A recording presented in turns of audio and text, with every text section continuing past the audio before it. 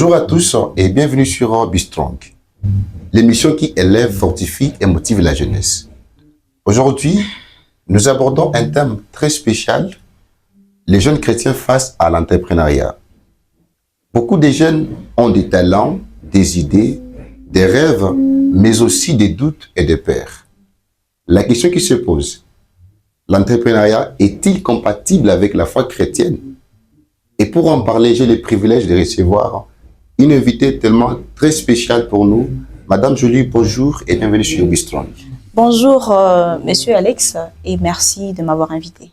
C'est un grand plaisir pour nous de vous recevoir ce matin. On ne sait pas, qui êtes-vous, Madame Jolie? Je suis Madame Jolie, Talacha. Pour les intimes, on m'appelle souvent Jolie Ftakis.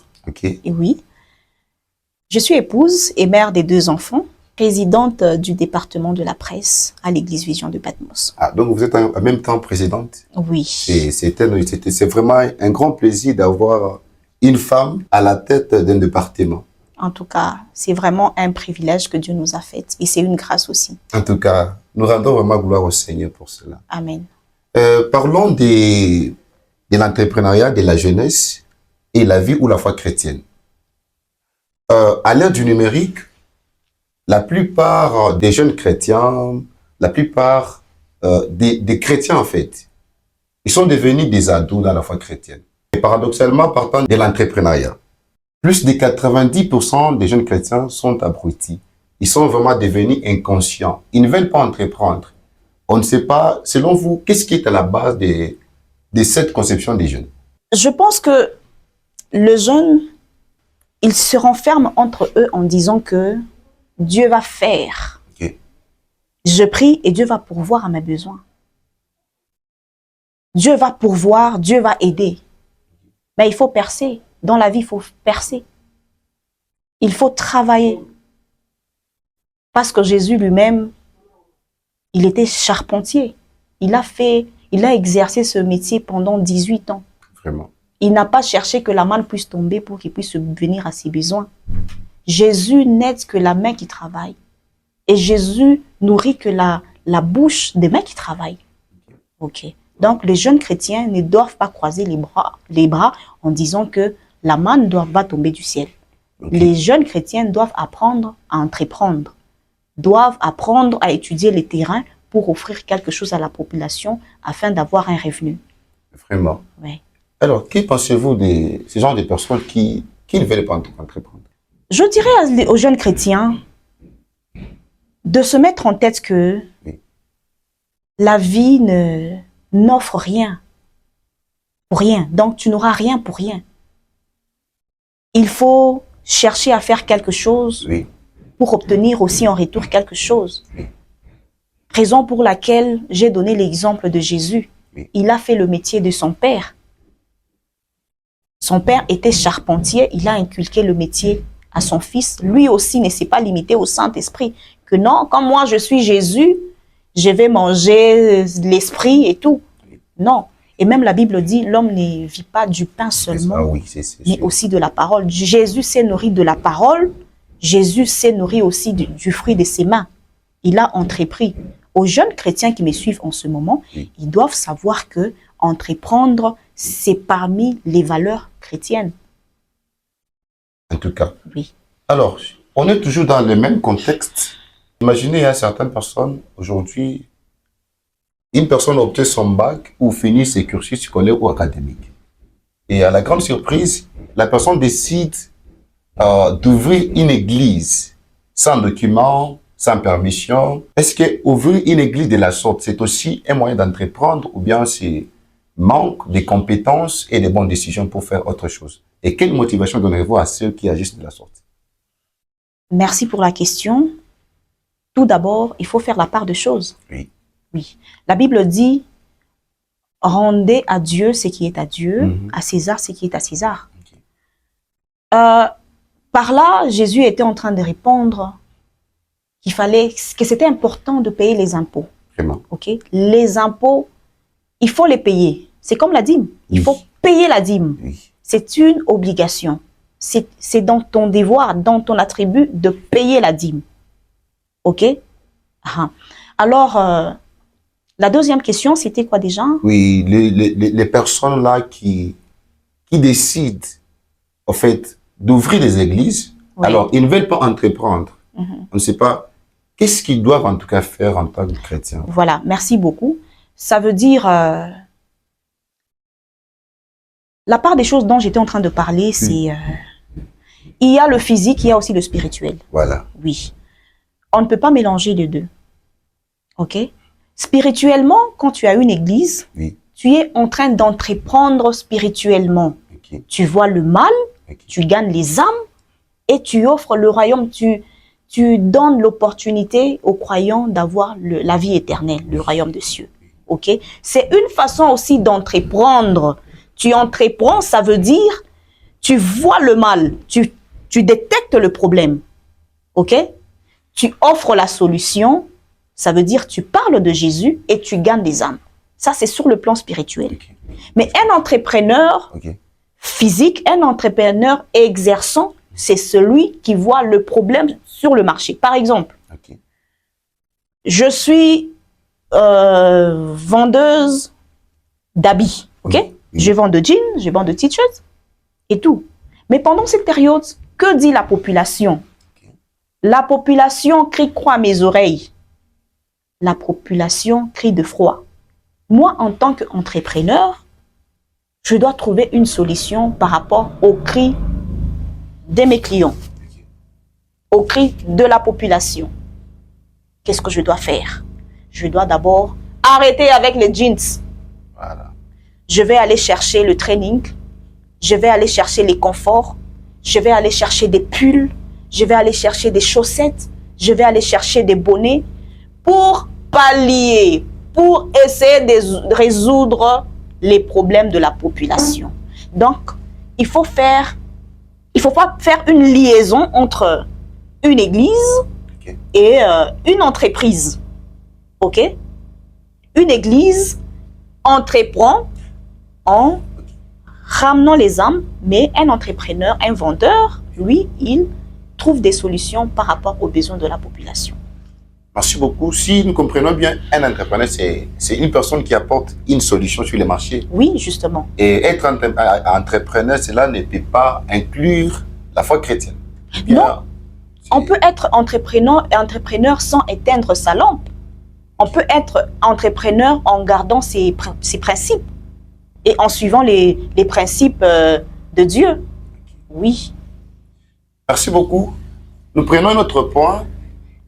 Il y a certaines personnes qui occupent vraiment des postes dans des églises. Ils sont des prophètes, des pasteurs, des évangélistes, y compris aussi des chantres, voire même des intercesseurs. Imaginez la personne qui n'a pas le temps de trouver quoi faire. Tel que vous venez de le dire, un entrepreneur, c'est la personne qui apporte une solution sur un marché. Alors, je suis un intercesseur. Je ne fais rien dans la vie, mais je suis tellement trop accro à la vie chrétienne. Est-ce que l'entrepreneuriat est-il compatible avec la foi chrétienne ou bien? Parce que peut-être je suis en train de me retirer, de ne pas entreprendre. Pourquoi? Parce que je risquerais peut-être d'abuser ma foi chrétienne ou mon intimité avec le Seigneur. Alors, on ne sait pas, est-ce que l'entrepreneuriat est-il compatible avec la foi chrétienne ou bien c'est comment? L'entrepreneuriat est compatible à la foi chrétienne parce que il faudra faire la part des choses. Oui. Il faut faire la part des choses. La Bible elle-même dit, il y a un temps pour tout. Oui. Il y a un temps pour s'aimer, il y a un temps pour récolter. Et moi, j'ajoute, il y a un temps pour dormir, il y a un temps pour se réveiller, il y a un temps pour prier. Oui. Bien que la Bible dit prier sans cesse, mais la Bible ne nous a jamais demandé de rester bras croisés parce qu'il faudra prier. La Bible dit, l'homme mangera à la sueur de son front. Exactement. Alors, un chrétien doit connaître quand il faut prier, parce que tu peux prier même en étant au travail, même sur ton lieu de service, tu peux prier. Même en échangeant avec quelqu'un, tu peux être en train d'intercéder. Tu ne vas pas te limiter seulement à l'intercession et tout, et tu bloques tout. Non, non, non. Il faut s'autodévelopper et cela ne va pas enfreindre à ta foi. Donc, on peut toutefois être chrétien et entreprendre. Oui, bien sûr, on peut faire le deux. Oui, je comprends. Oui. Puisque je l'ai soulevé dès l'entame de l'émission, que Jésus lui-même était charpentier pendant 18 ans. Oui, si je me rappelle bien, même Paul, dans la Bible, Oui. Paul, il fabriquait des tentes pour subvenir à ses besoins pendant son ministère. Y compris aussi Joseph dans la Bible. Il gérait les ressources de l'Égypte avec sagesse. Donc, si nous comprenons bien, c'est juste garder son intimité et toutefois se permettre de pouvoir entreprendre tout en restant chrétien à sa foi. Justement. Est-ce qu'un chrétien, un entrepreneur chrétien ou une entrepreneur chrétienne peuvent-ils entreprendre? Parce qu'il y a de ces gens-là, jusque-là, ils ne savent pas comment procéder et comment se débarrasser de cette illusion-là. De se dire non, si je suis chrétien ou chrétienne, je ne dois pas entreprendre. Alors, selon vous, comment est-ce qu'ils doivent entreprendre et quels sont les moyens possibles pour entreprendre en étant chrétien? J'aimerais parler d'une dame avec qui j'échange beaucoup. Oui. De partout, elle me suit. Oui. Un petit coucou à elle. Elle, c'est Madame Marlène Kassonga, depuis la France, oui. Vraiment. Elle a fait une descente ici au Congo pour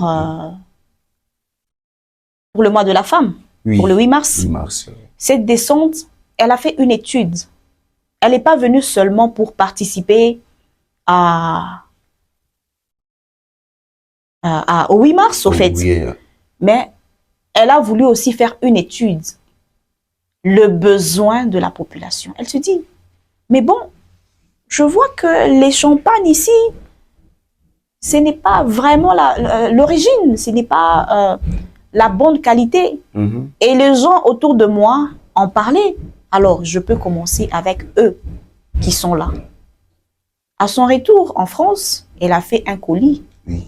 Un colis de 2 valises. Oui. Elle a envoyé et des gens venaient pour acheter sa marchandise. Donc, il faut chercher maintenant un secteur que tu pourras mieux développer selon l'étude faite ou selon tes compétences ou selon le don que Dieu t'a donné. Par exemple, toi, tu as fini en communication des organisations, comme moi. Oui. Mais Dieu t'a donné le don de coiffer, de tresser. Oui. Partant de là, tu peux développer le don que Dieu t'a donné et chercher à l'exercer.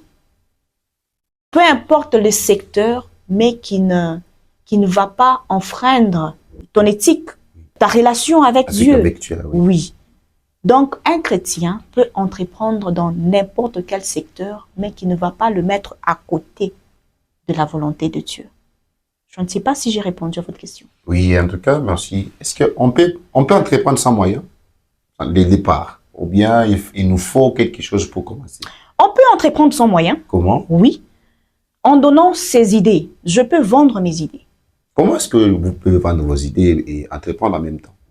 Je sais que vous avez une entreprise. Oui. Vous œuvrez dans quelque chose. Par exemple, je sais que vous œuvrez dans le média. Moi, je suis président de la presse. Ok. J'ai des matériels dont il faut pour couvrir un culte. Ok? Oui. Je peux proposer à l'église les jours que l'église n'a pas culte, que les jours l'église n'ouvre pas. Je peux proposer à l'église de sortir les matériels vers les salles de fête. Je peux proposer à l'église de sortir les matériels vers les communes où les mariés sont en train de célébrer leur mariage. Et cette idée-là sera rentable. Cette idée-là va me rapporter quelque chose. Mon idée va rapporter à l'église, va aussi me rapporter. J'ai vendu mon intelligence. OK? Donc, on peut entreprendre sans rien. Je peux venir, je prends ce que vous avez. Oui. Parce que vous ne savez pas mettre en valeur votre marchandise. Okay. Et moi, je mets en valeur, on vient vous acheter et vous me payez. Est-ce que j'ai mis de l'argent? En tout cas, il n'y a pas de l'argent mis là-dedans. Je n'ai pas mis de l'argent, mais oui, j'ai mis mon intelligence. Dans l'entrepreneuriat, ce n'est pas seulement l'argent. Dans l'entrepreneuriat, il y a l'intelligence, il y a le temps, il y a aussi les moyens. Donc, toutes ces personnes-là peuvent avoir un revenu émanant de leur attribution, de ce qu'ils ont mis dans le projet. En tout cas, c'est vraiment rentable pour les personnages là qui comprennent au moins c'est quoi l'entrepreneuriat. Donc, je peux entreprendre avec peu de moyens ou je peux toutefois entreprendre avec les moyens, c'est ça? Justement, il y a d'ailleurs, dans le monde, on dit qu'au Congo, il y a plus d'entrepreneurs. Pourquoi on dit qu'il y a plus d'entrepreneurs? Parce qu'on voit même les vendeurs des tomates. Okay. Ils ont regardé le besoin de la population, le besoin quotidien. Et ils ont trouvé une solution. Ils ont créé. OK? Il faudra tout d'abord mettre la différence entre un entrepreneur et un commerçant. Un commerçant, lui, il part acheter la marchandise. Okay. Il ne trouve pas de solution aux besoins de la population. Lui, il paye la marchandise et il le vend. OK? Okay. Mais un entrepreneur, lui, il se dit, les gens en Afrique, ils ne consomment pas trop de légumes.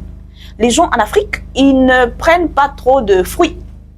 Qu'est-ce que je peux faire pour qu'ils puissent bénéficier des bienfaits des légumes et des fruits? Ça, c'est un entrepreneur. Du coup, l'entrepreneur va chercher un complément alimentaire. Il part, il crée juste un capsule dans lequel il va mettre tout ce dont un Africain n'aime pas manger quotidiennement. Les fruits, les légumes, il met dans le capsule et la personne peut juste avaler et bénéficier de tous les bienfaits des fruits et légumes. Si par exemple, tu avais les castes de cheveux, par exemple, si le légume pouvait te rapporter la croissance de tes cheveux ou une bonne teinture, du coup, ça compense directement. Là, c'est un entrepreneur. Mais un commerçant, lui, il achète juste le produit pharmaceutique, OK? Et il les vend parce que la personne est malade, il a résolu le problème, mais je ne sais pas si je me fais comprendre. Oui, en tout cas, c'est oui, c'est un peu ça. C'est ça, en fait, la différence entre un entrepreneur et un commerçant. Mais il faut retenir qu'un commerçant, un entrepreneur peut devenir aussi commerçant. Donc, il ne cherche pas à résoudre le problème, il ne cherche pas à créer, mais lui offre directement un service. Alors, dans cet angle-là, est-ce qu'un commerçant peut toutefois évoluer normalement en étant commerçant sans toutefois chercher à entreprendre? Parce que si je m'engage à être commerçant, donc je pars quelque part, je paye les marchandises et puis je dois revenir pour revendre ça. Est-ce que ça pourra me suffire pour survivre longtemps? Oui, bien sûr, un commerçant va survivre longtemps, tout comme un entrepreneur. Un entrepreneur, c'est un bosseur. Lui réfléchit, lui écoute les cris. Il sonde au fait, il se dit pendant cette période, que dit la population, OK? Et puis, il offre, il étudie, il offre, il trouve des réponses et il offre à la population. Donc, il va survivre. D'ailleurs, selon le temps et tout. Un commerçant aussi survit parce que lui, il offre quotidiennement, au fait. Quotidiennement, c'est les articles dont le coin a besoin et tout. Il offre. Il y en a. À tout moment où vous pouvez passer, même quand il fait froid, même quand il fait chaud, vous allez trouver ça. Vraiment. Oui. Alors, il y a une autre chose que je réfléchis tout de suite là. Nous sommes dans la foi chrétienne. Il y a aujourd'hui plusieurs prophètes. En tout cas, si vous circulez dans des villes, dans des rues, vous trouverez que la majorité des jeunes sont devenus des prophètes. Dernièrement, j'ai rencontré une dame. Elle m'a dit, j'ai une amie où elle s'est fait en relation avec une personne là et il était prophète. Au fur et à mesure, la fille là s'est révoltée contre cette personne. Pourquoi? Parce que elle a trouvé que la personne en question est prophète, mais partant des moyens, il n'a pas cette capacité de chercher l'argent. Mais il reste juste toujours enfermé dans les cas d'être spirituel, trop chrétien, trop prophète, mais pour entreprendre, ils n'arrivent pas à faire quelque chose. Alors, je ne sais pas quel mot pouvez-vous adresser à toutes les personnes là qui s'appellent prophètes, mais ils ne font rien. Et puis, il y a ces genres de femmes qui courent derrière ces genres de personnes. En tout cas, je dirais, comme je l'ai dit au début, Oui. il faut faire la part des choses. Si spirituellement, il y a des gens qui ont été appelés par le Seigneur et le Seigneur leur a dit de se concentrer sur leur vocation, oui, leur appel, Oui. là, c'est mis à part. Mais en tant qu'enfants de Dieu, nous devons tous chercher le moyen pour trouver un revenu, pour, au fait, accomplir les Écritures de Dieu qui dit « L'homme mangera à la sueur de son front ». Donc, en tant que jeunes chrétiens, nous ne devons pas se limiter seulement à s'enfermer, à prier à tout moment, H24. Non, un chrétien doit sortir, chercher et revenir, subvenir à ses besoins, subvenir aux besoins de sa famille, subvenir aux besoins de l'Église, subvenir aux besoins de la population.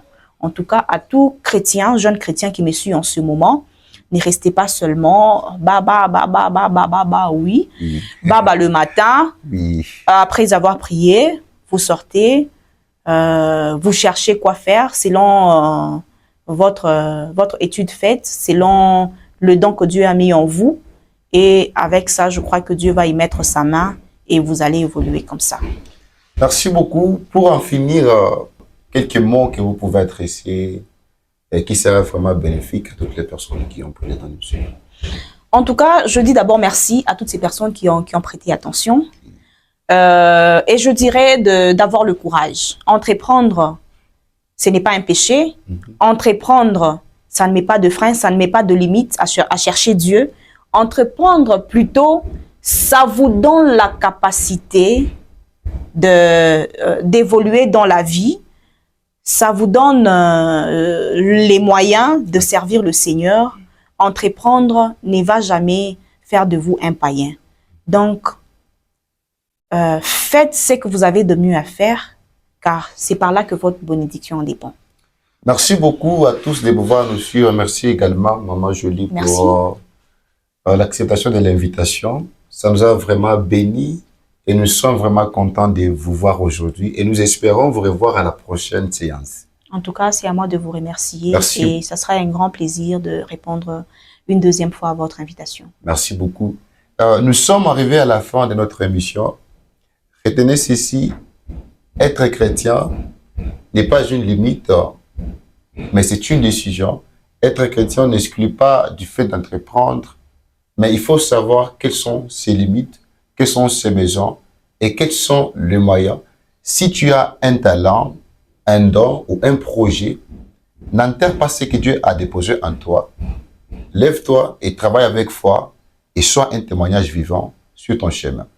On se retrouve à la prochaine. C'est Alex Kayembe. Surtout, n'oubliez pas de vous abonner à nos différentes plateformes. Et à tout à l'heure.